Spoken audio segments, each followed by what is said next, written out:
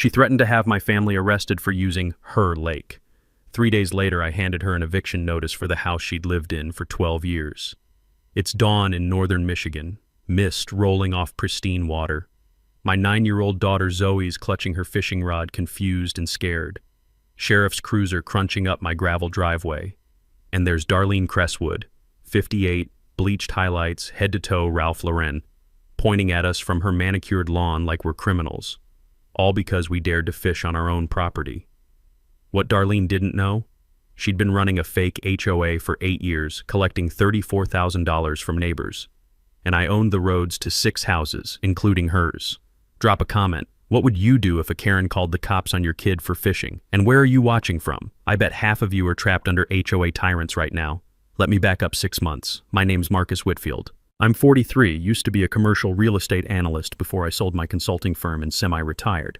Recently divorced, amicable, nothing messy, joint custody of Zoe. I moved to Lake Harmon, Michigan for what I thought would be a simpler life. Population 3,200, quiet, peaceful. I bought this modest 1970s ranch house on Lakeshore Drive for $340,000. It needed work, sure, but it had 200 feet of waterfront. When I walked through for the first time, the place smelled like pine cleaner and old carpet. But standing on that back deck, looking out at the lake with the morning mist tasting clean and metallic, I knew this was home. Here's the thing about me. I grew up working-class Detroit. My dad was a union electrician, taught me everything about reading contracts and finding the fine print. That's how I built my career, finding hidden value in distressed properties. I bought this Lake Harmon house sight unseen during the divorce fog. The realtor, this guy Earl, mentioned something about quirky neighborhood politics, but I waved it off. How bad could it be? Zoe loved the lake immediately. It was the only bright spot during the custody transition. I spent those first weeks doing DIY repairs, replaced dock boards, patched the roof. I can still smell that tar, feel those splinters under my fingernails. Good, honest work. Then I met Darlene Cresswood. She's the self-appointed president of something called the Lake Harmon Shores Preservation Committee. Her husband Roland runs the local insurance agency, total town fixture, Rotary Club, township board connections, the whole deal. They live in the biggest house on the block. Victorian renovation, 4,800 square feet, worth about $890,000. She's got 3 adult kids, none of them live locally anymore, and she overcompensates with control. Drives a white Lexus SUV with a vanity plate that says LK Shore 1. Week 2, Darlene comes clicking down my dock in her heels, that sharp, aggressive sound on the wood planks. You'll need to submit a waterfront usage application to the committee, she says, all smiles. We manage lake access to protect property values. I'm confused. I own waterfront. It's a public lake. She thrusts this 3-page document at me, $500 annual maintenance fee, rules about dock colors, boat size limits, guest restrictions. I politely declined. This is a public lake. I own my shoreline. Her smile froze. The air got thick with her perfume, overwhelming gardenias, chemically sweet, almost nauseating. Everyone who matters participates, she said, emphasizing that word matters like a threat. You'll regret making waves. I Googled Lake Harmon HOA that night, found nothing registered with the county, called Earl the realtor. Oh yeah, he laughed nervously. Darlene's thing. Most people just pay to avoid the hassle. My instinct told me something was off, but I wanted peaceful life for Zoe. I filed away the property survey I'd found during dock repairs, partially buried marker with faded county recorder stamps, and decided to ignore Darlene. She'd move on, right? Wrong. My neighbor 2 houses down, Betty Alomar, retired teacher, 71, stopped by with homemade cookies. The texture of that heavy cardboard she'd packed them in, the warmth still radiating through. Welcome to the neighborhood, she said quietly. Then she glanced toward Darlene's house, nervous. Just a heads up. Darlene doesn't handle no well. My husband and I learned that the hard way. I asked her to elaborate. She wouldn't. Just patted my hand and left. I should have paid more attention to that warning. 3 weeks pass. Zoe and I are settling in. It's a Saturday morning, maybe 7 a.m. The air's cool, that early September chill. I've got coffee in my thermos. You can smell it mixing with the lake water, that earthy combination. We're on the dock, and I'm teaching Zoe to cast. The water's so quiet you can hear the line whisper through the air. Then Darlene marches down in athletic wear and a sun visor, purposeful stride like she's on a mission. "You're in violation of quiet hours," she announces. "No waterfront activity before 9 a.m. I look at her, trying to stay calm. "Darlene, there's no HOA here. We're just fishing." She pulls out her phone and starts taking pictures. The camera clicks are audible, deliberate. "You're disturbing the ecosystem and violating community standards. I'm documenting everything." Then she pulls out this laminated card, Lake Harmon Covenant Rules, printed to look official. Claims all properties signed back in 1987 when the subdivision was developed. "I never signed anything," I said. "Your property is bound by prior agreements. Check your title." Now here's something everyone should know. Covenants and deed restrictions must be recorded with the county to be enforceable. If someone waves a document at you, ask for the recording number. No recording, no legal standing. Period. Monday morning, I'm at the county recorder's office. The place smells musty, decades of archived documents packed into file cabinets. The clerk, friendly woman named Janine, helps me pull everything on Lakeshore Drive. 0 recorded HOA documents, 0 restrictive covenants after 1985, and even those expired. The original covenant was generic. No exotic paint colors, minimum square footage requirements. Nothing about lake usage, nothing about fees, nothing about committees. Janine confirmed it. If it's not recorded here, it doesn't run with the property. Basic real estate law. I printed the official records and wrote Darlene a polite letter, kept a copy for myself. Hand-delivered it to her mailbox. Per county records, no HOA or restrictions exist. Please stop misrepresenting legal status. We'll continue using our property as we see fit. 2 days later, Roland shows up at my door. It's evening, and the porch light's attracting moths. You can hear them smacking against the bulb. Chaotic little impacts. Roland's got this practiced insurance agent smile, but his cologne hits me first. Woody, expensive, overpowering in the small porch space. "Marcus, let's be reasonable," he says. "The fee helps maintain neighborhood quality. Think of it like voluntary community investment." His tone shifts halfway through. Less friendly, more threatening. "Darlene's just protecting our property values. Your house, well, it needs work. Wouldn't want code enforcement noticing issues." I felt my jaw clench, tasted that metallic anger. "Are you threatening to sick the township on me?" "Just friendly advice between neighbors." His handshake when he left was too firm. Dominance play. Next morning, township inspector's truck in my driveway. The inspector, Daryl, 50s, apologetic type, says he got a complaint about unpermitted dock work. He examines everything, finds nothing wrong. "Yeah, you're fine," he tells me.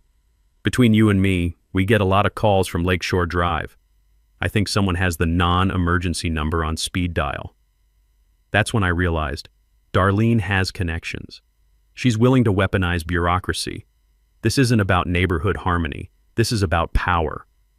I reassured Zoe everything was fine, but internally, my competitive instincts activated. The same drive that made me successful in real estate was waking up. If Darlene wants to play games with fake authority, I need to understand what's really happening here. I started keeping a detailed log. Dates, times, interactions, photos, everything documented. You know what's funny? Darlene thought she was intimidating me, but every move she made, every threat, every fake document, she was building my case for me. People who abuse authority always make the same mistake. They think documentation protects them. They're wrong. Documentation protects the person smart enough to collect it.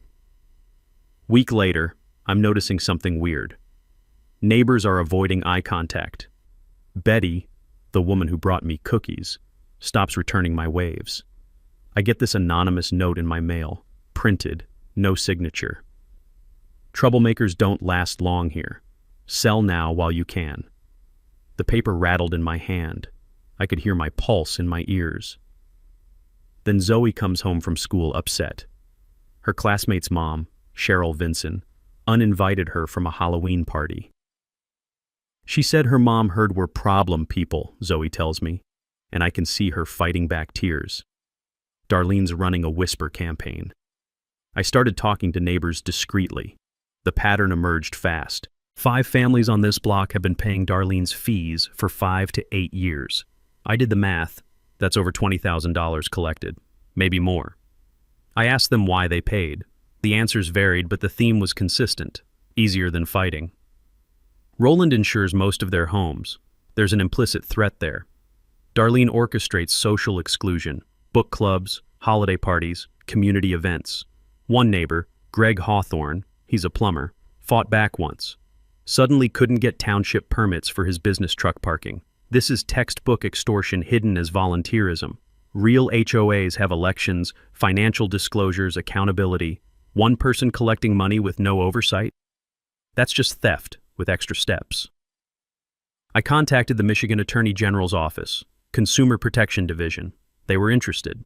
Darlene's committee has no legal structure, no tax filings, no incorporation documents. If she's collecting fees under false pretenses, that's fraud. But they need a formal complaint with evidence. I decided to attend Darlene's monthly committee meeting. Uninvited. Wednesday evening. I walk into her house, massive dining room, overwhelming floral wallpaper, chandelier too bright, scented candles everywhere, vanilla bourbon, cloying smell that coats the back of your throat. 7 neighbors are sitting uncomfortably in Victorian chairs. Darlene's presiding like it's a corporate board meeting. Spreadsheet, printed agenda, the whole performance. The antique clock on the mantel ticks in the silence. Since I'm a property owner, I said, I'd like to see the committee's incorporation papers and financial statements. You could have heard a pin drop. Everyone just stared. The temperature in that room, she had the heat cranked up, probably on purpose. Discomfort as intimidation. Darlene's voice went cold. These meetings are for members only. You're trespassing. Your email invitation said all Lakeshore Drive residents. That's me. So where are the financials? She called the sheriff's department. Roland has connections there too. Deputy Shane Morrison shows up. Young guy, early 20s, clearly uncomfortable. Darlene claims I'm harassing her in her own home. I explained calmly that I responded to an open invitation, just asking about financials. Deputy Shane pulled me aside outside. Sir, I'd recommend leaving. Crestwoods have a lot of pull around here. I left, but I noted the legal system's already biased. Driving home, my knuckles were white on the steering wheel. This wasn't just a neighborhood spat anymore. This was about power, control, and a system rigged for people like Darlene. I thought about Zoe being excluded. Neighbors too scared to speak up. And I made a decision. I'm not backing down. But I need to be smarter. Late that night, laptop screen glowing, cold coffee cup beside me, I started pulling property records for the entire Lakeshore Drive block. That's when I found something interesting. The original subdivision developer, Harmon Lakeside LLC, went bankrupt in 1993. Assets sold at auction. Question: who bought what at that auction? I added it to my research list. Something about that bankruptcy nagged at me. Real estate assets don't just disappear. Someone always ends up owning them. And in my experience, ownership is power. The clock on my wall read 1:30 a.m. My eyes burned from staring at county records. But I was close to something. I could feel it the way you feel a storm coming, that change in air pressure, that static charge. Darlene thought she was untouchable. She thought her husband's connections, her social status, her 12 years of neighborhood dominance made her invincible. She had no idea what was coming. Saturday morning. We're back to the scene from the opening. Zoe and I are fishing from the dock, 6:30 a.m. Pre-dawn light, mist on the water, that smell of algae and earth mixing together. Peaceful. Then Darlene appears from the tree-line path. Lululemon outfit, coffee tumbler, expression of pure triumph. I warned you about quiet hours, she says. You're also trespassing on shared lakefront. This is my property. There are no shared areas. The waterfront is collectively owned by the committee. Check the original plat map. She pulls out her phone. I'm calling the sheriff. You're trespassing and endangering a minor on restricted property. I couldn't believe it. You're calling the police on a father and daughter fishing? You were warned. Actions have consequences. 20 minutes later, Sheriff Tom Braddock pulls up. He's 55, gray temples, looks tired like he's seen too much small-town drama. Zoe's clinging to my arm. Her hand is cold, trembling. Darlene goes into full performance mode, sweet voice, damsel in distress. This man refuses to follow neighborhood rules, harasses me in my home, and now he's using restricted waterfront after repeated warnings. I stay calm. Sheriff, I own this property, including waterfront. There's no HOA, no legal restrictions. I have county records to prove it. Braddock looks uncomfortable. Sir, if there's a property dispute, this is civil court, not criminal. But Mrs. Cresswood filed a formal complaint. Police hate being pulled into civil disputes. It's not their job. But when someone with connections makes a complaint, they have to respond. This is why you document everything, stay calm, and never let them goad you into an outburst. That's what they want. On what legal basis can she restrict my use of my own waterfront? I asked. Braddock turned to Darlene. Ma'am, do you have documentation showing shared ownership? She fumbled, showed her laminated covenant, the fake one with no legal weight. Braddock recognized it was nonsense, but he's politically constrained. This needs to be resolved through proper channels. Mr. Whitfield, maybe keep the peace until... Sheriff, I'm not breaking any laws. I'm using my property. If Mrs. Cresswood has a legal claim, she should file a lawsuit. Otherwise, this is harassment. Tense standoff. The lake water lapping the dock. Morning birds chirping. Peaceful scene. Absurd tension. Braddock pulled me aside, away from Darlene. Quietly, look, I know how this seems. The Cresswoods contribute to the sheriff's election fund. I have to respond to complaints, but between us, you're right. This is civil, not criminal. My advice? Get a lawyer, document everything, and maybe don't fish before 8 a.m. for a while. Reading between the lines, the system is compromised. Fighting fair won't work. As Braddock left, Darlene made sure her voice carried to the neighbors watching from their windows. Maybe now you'll learn to respect community standards. This neighborhood has values. 4 neighbors on porches, watching. None intervened. All looked away when I made eye contact. Zoe was crying. Daddy, why is she so mean? I took her inside, made her favorite breakfast. Blueberry pancakes. Mechanical movements while my mind raced.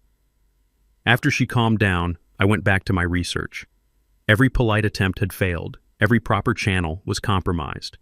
I contacted an old colleague, Simone Trask, forensic title researcher from my real estate days. She specialized in finding hidden clouds on property titles, foreclosures, tax liens, ownership gaps. I need you to trace every property on this block back to original ownership. Everything, I told her. Looking for leverage? She asked. Looking for truth. Leverage is just a bonus. Simone worked for 3 days, rush job. I paid premium rates. When the report arrived, 40 pages printed, office smelling like hot toner, I sat at my kitchen table at 11 p.m. with cold coffee. And there it was. The bankruptcy auction in 1993. MLW Holdings LLC purchased the developer's remaining assets for $47,000. Assets included all private roads on Lakeshore Drive, 1 vacant lakefront lot, easement rights, and the original subdivision's management rights. MLW Holdings went dormant after the purchase, no activity for 30 years. I cross-referenced with State Business Registry. Company never dissolved, still technically exists. Then I found it in my father's estate papers. Papers from when he died 5 years ago. MLW Holdings LLC had been transferred to him in 2008 as part of his union pension fund settlement. When he passed, the estate transferred to me. I inherited it without even knowing. It was listed as miscellaneous Michigan real estate asset, no value in probate. Nobody followed up. I owned the private roads. I owned the subdivision management rights. I owned the 80-foot strip between Darlene's house and the public road. I called Simone at midnight. Are you absolutely sure? I triple-checked. You own the roads. You own the access. Hell, Marcus, you could technically dissolve the subdivision structure if you wanted. You're not just a property owner. You're the developer of record. I smiled for the first time in weeks. Then I paused. This was thermonuclear leverage. It needed to be used carefully. I'm sitting at my kitchen table, staring at documents that just rewrote everything. The papers feel brittle, yellowed, nearly falling apart. They smell musty. Decades in storage. My father's signature is on the transfer document, that familiar loop of the M in Matthew. Brief moment of grief mixed with gratitude. Let me walk you through what I found because this is where the story pivots. Original developer Harmon Lakeside LLC created this subdivision in 1983, built 12 homes on the lakefront including mine and Darlene's. Standard setup. Developer retained ownership of private roads, common areas, typical subdivision structure. 1993, real estate crash. Harmon Lakeside files. Chapter 11 bankruptcy. County holds a foreclosure auction. Sells the developer's remaining assets in one bundled lot. Winning bidder? MLW Holdings LLC. purchased for $47,000. Simone's note said she had to dig through 3 layers of county archives. The original auction paperwork literally had coffee stains, she wrote. Nobody's looked at this in decades. Here's what MLW Holdings acquired: all private roads on Lakeshore Drive, 1 vacant lakefront lot, easement rights, and the original subdivision's management rights. I traced MLW Holdings through State Business Registry, created by my father's union pension fund as an investment vehicle. After the pension fund restructured in the 2000s, small assets like MLW transferred to individual pensioners. My father, Matthew Whitfield, received it in 2008 as part of his pension settlement. When he died in 2018, estate passed to me. Only child. I inherited without knowing. In probate, it was listed as worthless. No property appraiser followed up. Foreclosure auctions are public record but often poorly maintained. People buy properties for pennies, then decades later discover they became valuable, or that they include critical access rights like roads and easements. Always check what's buried in your own family's assets. You might be surprised what you actually own. What this means practically: I own the roads. I own the subdivision management rights. That vacant lot Simone mentioned? It's the 80-foot strip between Darlene's house and the public road. Darlene's access is via private easement. That I now control. I read the documents 5 times. Called Simone at midnight to triple check. She confirmed every detail. My heartbeat was loud in the quiet house. I could feel it pounding in my chest. But I didn't act immediately. Darlene called the cops on my daughter. She's stolen from neighbors for 8 years. She's weaponized the system. But if I go nuclear without preparation, she'll fight back with everything she has.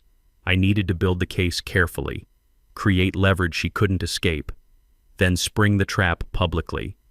I printed key documents, stored them in a safe deposit box. The bank smelled like carpet cleaner, fluorescent lights humming overhead, that institutional smell of money and security. Phase 2, the plan. I couldn't just evict Darlene, legally possible, but it would make me the villain. My goal wasn't revenge, it was exposure. Fraud documented, money recovered for neighbors, Darlene's power removed permanently. What I needed: evidence of financial fraud, witness testimony, and a public forum where she couldn't hide.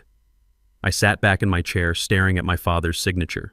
He taught me about contracts, fine print, standing up for working people. He probably never imagined this Michigan investment would become my weapon against a neighborhood tyrant. But here we were. Darlene thought she was untouchable. 12 years of dominance. Her husband's connections, social status, the big house with the perfect lawn. She had no idea the ground was about to open up beneath her. Over the next 2 weeks, I built my case like I used to build real estate deals, methodically, covering every angle, anticipating every countermove. First, documenting the fraud. I created an anonymous survey titled Lakeshore Drive Neighborhood Expenses, hand-delivered to all 11 neighbors, excluding Darlene's house. Simple questions. Have you paid fees? How much? What did you receive in return? 7 neighbors responded anonymously. They were scared of retaliation, but they responded. Total collected by Darlene over 8 years, $34,500. Supposed expenses: road maintenance, lake monitoring, legal fees. Actual work done: 0. No paving, no legal services, no environmental testing, nothing. When someone's collecting money for the community, ask for receipts. Real HOAs must maintain financial records and make them available to members. No receipts equals red flag. No incorporation documents equals fraud. It's that simple. Second, building the legal foundation. I consulted an attorney, Preston Hall, 60s, property law specialist. His office smelled like leather and old books, the kind of place where you know serious work gets done. Preston reviewed my ownership documents. "This is airtight," he said. "You control access to 6 properties, including Crestwoods." We discussed options. Civil suit for fraud. Slow, expensive. She could hide assets. Quiet title action. Establishes my rights but doesn't address the theft. Criminal complaint. Hard to prosecute without AG interest. Preston's advice? Create a situation where she incriminates herself publicly. Get her on record claiming authority she doesn't have, while witnesses listen. Third, recruiting allies. I approached Betty with the evidence. She's the retired teacher who brought me cookies that first week. Betty's story broke my heart. She paid Darlene $2,400 over 6 years. Promised road snow removal, never happened. Her husband Larry plowed their own driveway until he died 3 years ago. After he passed, Betty kept paying because she was scared. Darlene said she'd make sure my driveway got cleared if I paid, Betty told me, crying. It never did. Betty, I can end this. But I need people willing to speak up when the time comes. Steel entered her voice. What do you need? I met individually with neighbors over 2 weeks. Greg Hawthorne, the plumber, lost $8,000 in business because Darlene got his permits delayed. Alicia Fernwood, nurse who works nights, paid $500 a year, threatened with noise complaints if she refused. Tim and Jen Stockard, young couple with a new baby, paid $450 last year under pressure. 6 families total willing to testify, provide bank records, go public. Fourth, understanding Darlene's vulnerability. Her power is image, mansion, Lexus, social status. Research revealed she and Roland are financially overextended. Mortgage on the house, $580,000, refinanced 3 years ago to pull equity out. Roland's insurance agency declining. Online competitors eating his market share. Property taxes on the mansion, $18,000 a year. 2 car loans, home equity line of credit. People who flaunt wealth often live paycheck to paycheck in big houses. House rich, cash poor. They can't afford to lose that house because it's their entire identity. That's your leverage. Fifth, setting the trap.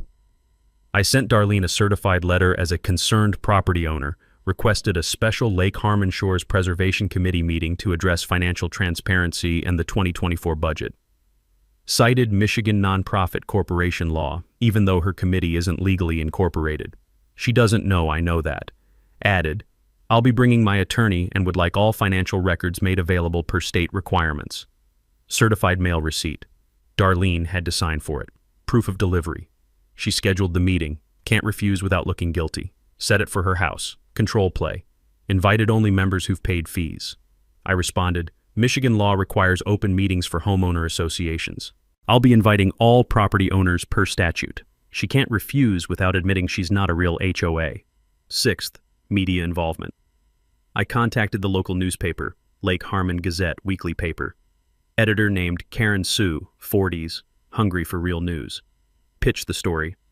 Neighborhood extortion scheme disguised as HOA. Provided documents, ownership records, neighbor testimonies, financial accounting. Karen's eyes lit up. This is front page material. When's the confrontation? Next Tuesday, 7 p.m. Bring a photographer. By Sunday night, everything was ready. I reviewed my checklist on a yellow legal pad using my father's old pen. Ownership documents certified, witnesses prepared, attorney on standby, media invited, trap set. I thought, Darlene's about to learn what happens when you pick on the wrong person. The smell of that fresh coffee. Properly eating for the first time in weeks. Grilled cheese and tomato soup. Comfort food. My mind settling into focus. Tuesday couldn't come fast enough. Week before the meeting, Darlene realized I was a serious threat. She launched an aggressive reputation attack. Roland started calling neighbors. Marcus Whitfield is trying to destroy our neighborhood property values with lawsuits. If you care about your home's worth, don't support him. Standard intimidation playbook. Darlene posted on the neighborhood Facebook group, Lake Harmon community page, concerned about new resident filing frivolous complaints against longtime community members. Some people move here and try to tear down what we've built. The comments were predictable.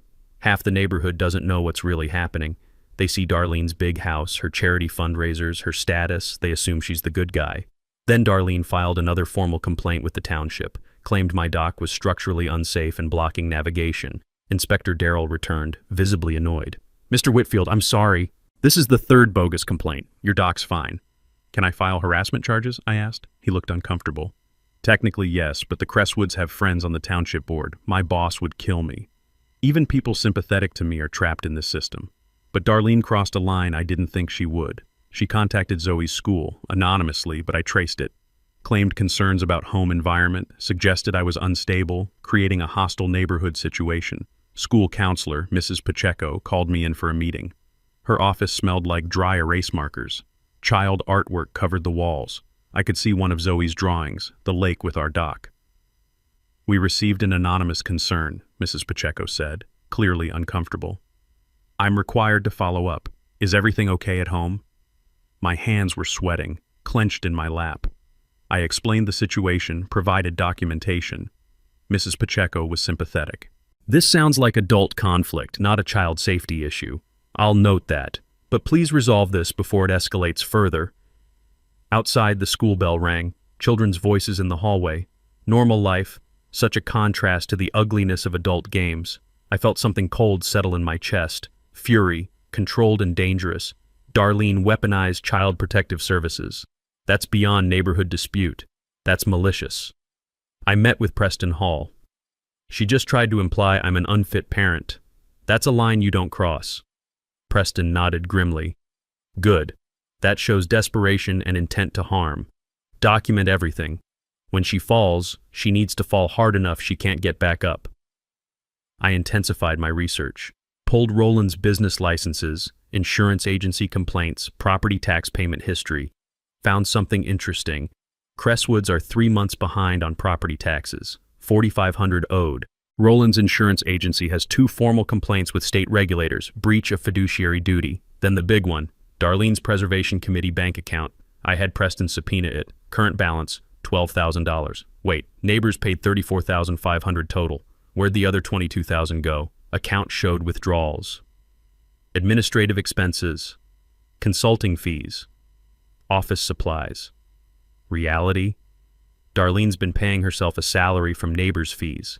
$800 a month to DK Consulting, Darlene Crestwood, $1,200 in administrative fees with no receipts, $3,500 to her neighbor's son for divorce advice, unrelated legal work, $2,000 charged to a luxury furniture store labeled as office supplies.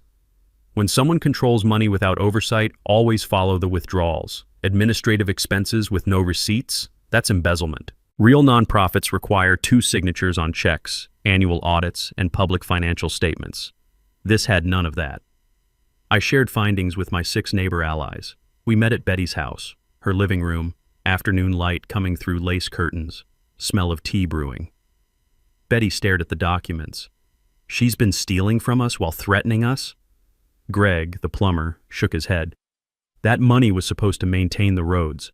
I've been patching potholes myself for 3 years. Group anger crystallized into resolve. Tuesday night, I said, everyone shows up. Bring your bank statements showing payments. We're ending this. Monday, day before the meeting, Darlene sent an email to all committee members. Subject, emergency vote, expulsion of hostile resident.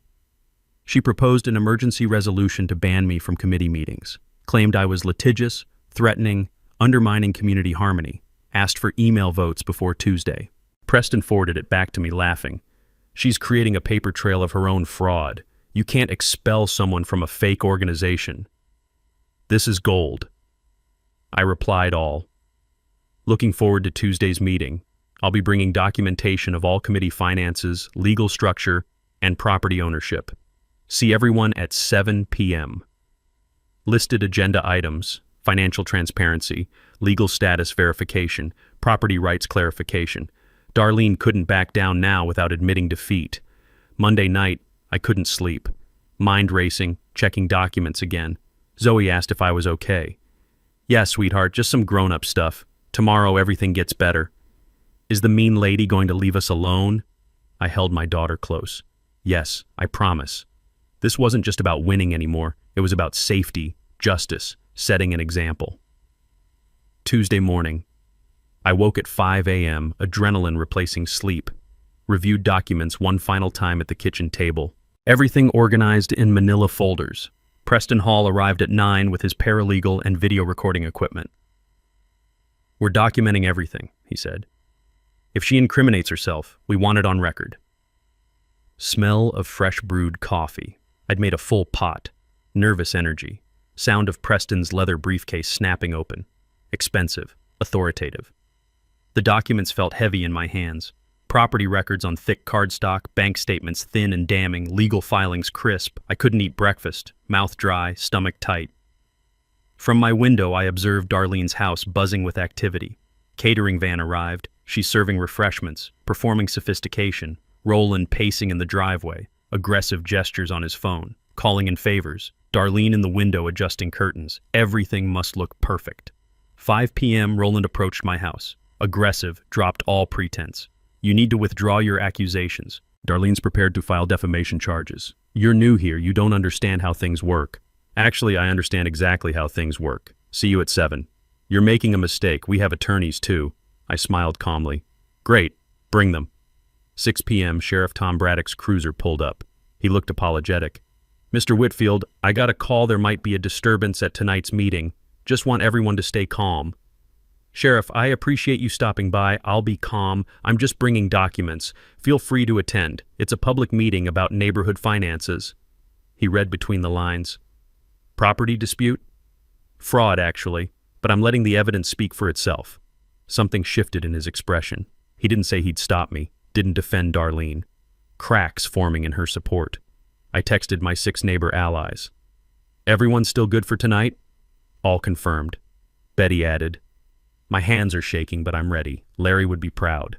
Greg, bringing my receipts and photos of potholes Darlene ignored while collecting road fees. 6:45, Karen Sue from the newspaper parked discreetly 2 houses down. Young photographer with her Canon DSLR telephoto lens. She texted, we're here. Won't intervene, just document. Good luck. 7 p.m., Marcus Preston and the 6 neighbors arrived at Darlene's house. Front door wide open. Darlene standing in the foyer, rehearsed gracious hostess. Living room arranged like a corporate board meeting. Darlene at the head of the table in a Victorian throne-like chair. Nameplates for committee members. Refreshment table with cookies, coffee, wine. The whole performance. 10 people already seated. 7 fee-paying neighbors plus 3 I didn't recognize. I entered and saw the strangers. Marcus, these are our attorneys from Cranston and Wells, Darlene announced. 3 lawyers, expensive suits, leather portfolios, recording device. Message clear, overwhelming legal force. Preston whispered, she's panicking. Innocent people don't need 3 lawyers for a neighborhood meeting. The living room was too warm. Heater turned up, intimidation through discomfort. Smell of scented candles, wine, perfume, overwhelming and artificial. Classical music playing softly. Vivaldi, pretentious. Darlene's expression, forced smile, but her eyes were hard, calculating. Prey, sensing the trap. Darlene stood. Welcome to the Lake Harmon Shores Preservation Committee quarterly meeting. Tonight we'll address concerns raised by Mr. Whitfield and reaffirm our community standards. I interrupted politely. Actually, Darlene, before we start, I'd like to see the committee's incorporation documents and bylaws. State law requires they be available at all meetings. She flustered. That's not on the agenda. It should be. You're operating as a corporation, collecting funds, making legal claims. Show me the Michigan nonprofit registration. My lead attorney, Mitchell Crane, 50s, silver hair, intervened. Mr. Whitfield, this is a private voluntary association. We're not subject to ghosts. Preston interrupted. Counselor, if it's a private voluntary association, it has no legal authority to collect fees or enforce restrictions. Which is it? Crane paused, looked at Darlene. Mrs. Cresswood, perhaps we should discuss this privately. Darlene lost composure. No, I'm not being bullied in my own home. Marcus signed the covenant when he bought his house. No, I didn't, and there's no recorded covenant, but we'll get to that. The atmosphere shifted. Neighbors watching, some confused, some starting to understand. Betty stood. Darlene, I want to see the financial records. Where did my $2,400 go? Betty, sit down. This isn't... Greg stood. Yeah, I paid $3,200 over 6 years. You said it was for road maintenance. I haven't seen anyone maintain anything. Temperature rising, metaphorically and literally. Darlene's 3 lawyers exchanging glances, realizing they're in the wrong room. I spoke calmly. Darlene, we can do this the easy way or the hard way. Show everyone your bank records for the Preservation Committee. Show them where the $34,500 went. Her voice shook with rage. How dare you? This is slander. It's only slander if it's false. I have bank records. Want me to share them? Preston set his laptop on the table. Projector ready. Darlene looked at her lawyers. Silent plea. Crane. Mrs. Cresswood, I think we should adjourn and reconvene with more preparation. No, we're doing this now, with witnesses. I looked toward the door. Karen Sue and the photographer entered. Darlene saw the media. Face went pale. Now, I said, let's talk about who actually owns this neighborhood. I opened my briefcase. Sound of latches clicking. Everyone frozen, watching. pulled out a document stack 6 inches thick, county recorder stamps visible on top. Let's start with the basics. Darlene, can you show everyone proof that Lake Harmon Shores Preservation Committee is a registered entity? We've operated for 12 years. Not what I asked. Registration documents. Now. Her lawyers shuffled papers. They had nothing. She'd brought them for intimidation, not substance. Preston projected a spreadsheet on the wall. Borrowed projector, white wall became the screen. Showed all payments from neighbors, dates, amounts, check numbers. Total, $34,500 collected over 8 years. Darlene claimed this money maintained roads, funded legal fees, covered administrative expenses. Let's see receipts. I don't have to. This is a voluntary association. Greg stood, angry. You threatened to sick the township on me if I didn't pay. That's not voluntary. The testimonies began. Betty, voice shaking but determined. You told me after my husband died that if I paid, you'd make sure my driveway was cleared in winter. I paid $400 last year. Nobody cleared my driveway once. Alicia, the nurse. You threatened noise complaints about my nursing shifts if I didn't pay. I work nights. I need to sleep days. You extorted me. Tim and Jen, the young couple. We paid because Roland said our homeowner's insurance might have issues if we didn't. That's your husband threatening people using his business. One of Darlene's lawyers, younger associate, stood. Mrs. Cresswood, did you threaten these people? Darlene cornered. I never threatened anyone. I was protecting property values. Preston. By collecting money under false pretenses, that's called fraud, led lawyer Crane. We were not briefed on these allegations. Mrs. Cresswood, we need to speak privately. Now. No, these people are lying. Marcus put them up to this. I projected the bank statements. Darlene's Preservation Committee account. Withdrawals visible on the wall for everyone to see. $800 a month to DK Consulting. Darlene Cresswood. $1,200 in administrative fees, no receipts. $3,500 for legal consultation. Paid to a neighbor's son for unrelated divorce advice.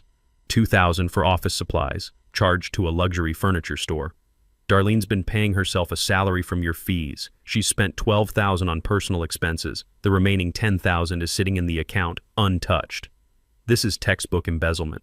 One person controlling money without oversight, regular withdrawals to themselves, no receipts. That's theft. Always demand transparency and dual signatures for community funds. Darlene screamed, actually screamed, "You don't even belong here. You bought a cheap house and think you can tell us how to run our neighborhood. This is my street." I stayed calm. Lethal. Actually, Darlene, it's not your street. It's mine. Pulled out the final document. MLW Holdings LLC ownership papers. In 1993, the original developer went bankrupt. All subdivision assets were auctioned, including private roads, easements, and management rights. My father's pension fund bought them. He transferred them to me when he died. I own the roads. I own the access. I own the underlying structure of this entire subdivision. Silence. 5 full seconds. The clock ticking audible. That's impossible. Preston. It's recorded with the county. Want the recording number? I pointed to the map projected on the wall. See this 80-foot strip between your house and the main road? That's part of the assets I own. Your access to the public road crosses my property. You've been using my easement for 12 years without permission. Darlene sat heavily. The Victorian chair creaked like it might break. Roland entered from the kitchen. You're bluffing. We've lived here 12 years, Preston. Adverse possession requires 20 years in Michigan, and only if the use is without permission. Mr. Whitfield just revoked permission. Roland, your property is also served by the private road I own. You've got 2 choices. Work with me or find out what happens when your easement gets revoked. Sheriff Braddock entered. Someone had texted him. Voices were getting loud. He took in the scene. Darlene crying, lawyers uncomfortable, neighbors angry, media recording. What's going on? Sheriff, I'm documenting theft and extortion. Mrs. Cresswood has been collecting money under false legal pretenses for 8 years. I'm filing formal complaints with the county prosecutor and attorney general tomorrow. These neighbors are witnesses. Braddock looked at Darlene.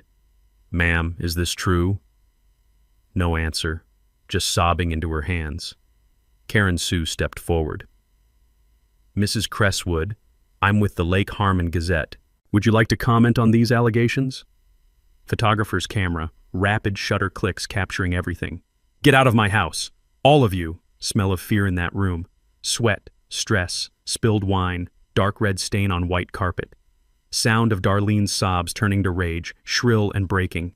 Tension draining as neighbors realized they were free. Darlene's perfect living room disheveled, chaos replacing control. I stood, addressing the room. Here's what happens next. Anyone who paid fees gets their money back, from the $10,000 remaining in the account and from Darlene personally. All fake rules are void immediately. The private road needs maintenance. I'll form a proper, legal, transparent homeowners association if everyone wants one, with elections, bylaws, real financial oversight. Stunned silence. Then Betty started clapping. Greg joined. Alicia. Others followed. Applause filled the room. Not triumphant, cathartic, relieved. The three attorneys gathered their papers, leaving quickly. Crane to Darlene. We'll send our bill. You'll need criminal defense counsel. We don't do that. Darlene abandoned, looking small in her oversized house. I turned to Roland. You and Darlene have 30 days to repay every neighbor she extorted. Full amounts, with interest. Or I file criminal charges and revoke your easement access, your choice. Roland defeated. How do we don't have... Not my problem. You benefited from her scheme. Figure it out. We left together. Me, Preston, the neighbors, media following, asking questions, Darlene alone in her living room. Empire collapsed. Week 1 after the meeting, Darlene and Roland scrambled to repay neighbors. They sold the Lexus, that white SUV with the LK Shore 1 plate, got $48,000. Roland cashed out his whole life insurance policy for $31,000 more. Payments started flowing. Each neighbor received a check, certified funds, with a lawyer-written apology letter, hollow but legal. Betty received her $2,400, deposited it, then donated $1,000 to the local animal shelter in Larry's memory. The county prosecutor filed charges: fraud, embezzlement, extortion. They offered Darlene a plea deal. She pleaded guilty to misdemeanor fraud, avoided jail because restitution was already paid.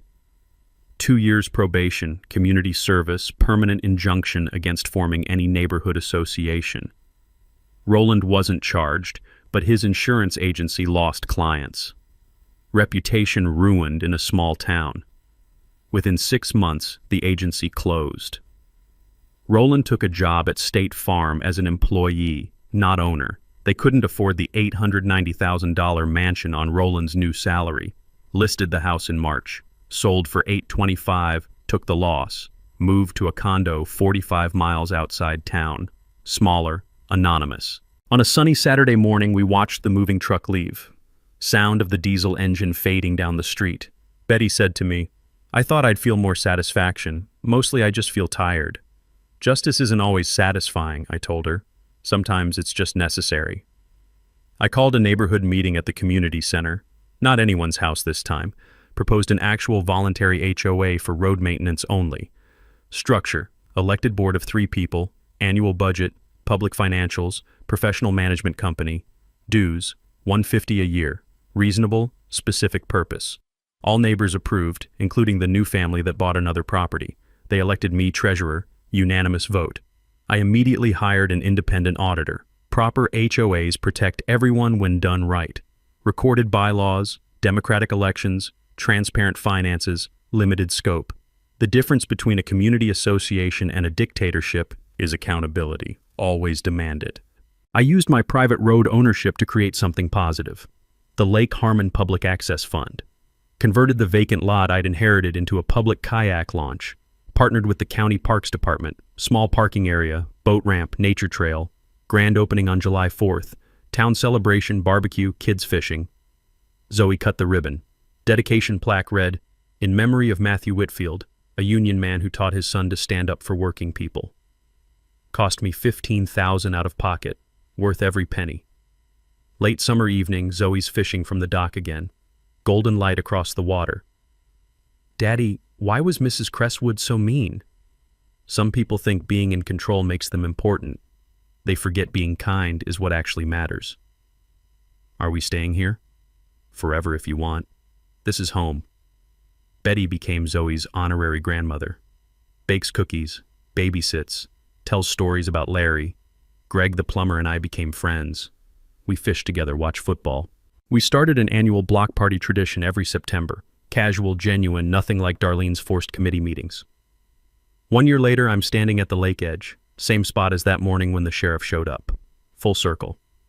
I think about my father, the inheritance I didn't know I had, unexpected justice. I realized my real estate skills, finding hidden value applied to life itself. See what others miss. Be patient. Then take precise action. I'm not semi-retired anymore. I started a consulting business helping people fight HOA fraud. Website, referrals, pro bono work for those who can't afford it. First client, woman from Indiana, similar situation. First thing, I told her on the phone, get the county records. Everything starts with knowing who actually owns what. Karen Sue's newspaper article ran front page. Local man exposes years-long neighborhood extortion. Went semi-viral, picked up by state news, all over Reddit. Thousands of people sharing their own HOA nightmares in the comments. My advice got repeated. Document everything. Check county records. Don't assume people have authority they claim. 3 months later, I received a letter from a law firm in Ohio. Our client read about your situation and would like your assistance. Her HOA is foreclosing on her home over $400 in unpaid fees for a pool that doesn't exist. I smiled and reached for the phone. But that's a story for another time. If you've got an HOA nightmare story, drop it in the comments. Let's see how many of us are dealing with petty tyrants who need to be taken down a notch. And hit that subscribe button because next time we're talking about a woman who outsmarted a predatory lender trying to steal her grandmother's farm. You won't believe what she found in the mortgage documents. Some battles are worth fighting, especially when you know the system better than the bullies do.